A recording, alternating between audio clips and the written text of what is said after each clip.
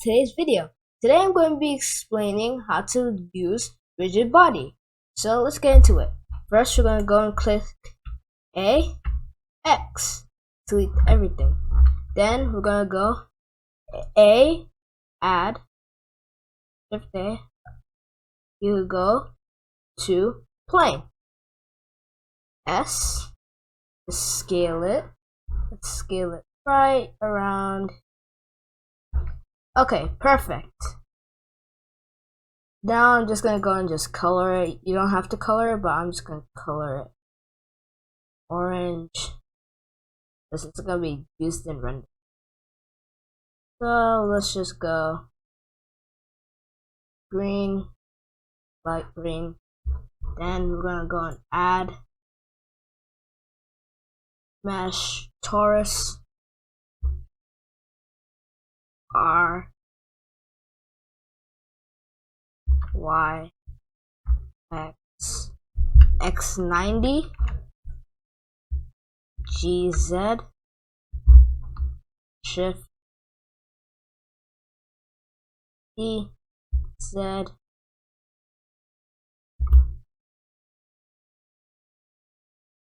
R Z 90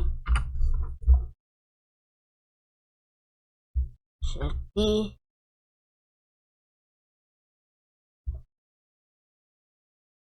and this is just gonna be, so let's go into our rigid body. So first in rigid body we are going to go to convex hole, mesh a fluid mesh. This is gonna be mesh, but it's gonna be passive. And let's see. There we have. If you didn't get a good look, this is our replay. That's our torus. And now as you can see, our torus here is supposed to be hanging it. But since it wasn't hanging, we gotta do something different. So why don't we go rigid body. Let's do it by a mesh. Take out dynamic. And see. It's hanging. Our chain is hanging.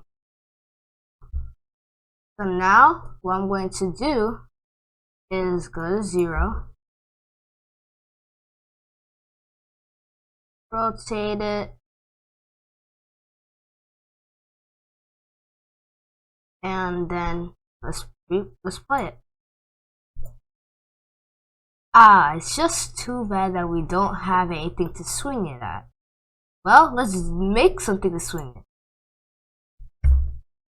Tab.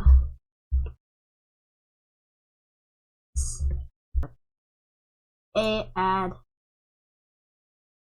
UV sphere on here. Let's move it up here. S, make it bigger. Hang it from here. Yeah, that looks good. Tab. And then let's go and see some wrecking happen.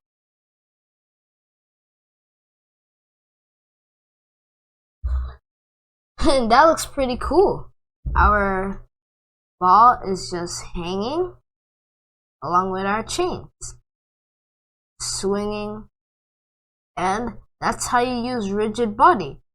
So this is just part 1. In part 2 in rigid body, I'm going to go and use rigid body as well to go and hit this wrecking ball, which is longing for something to hit. So thank you for watching. Make sure you like, subscribe, and hit the bell for more videos. And I'll see you next time. Goodbye!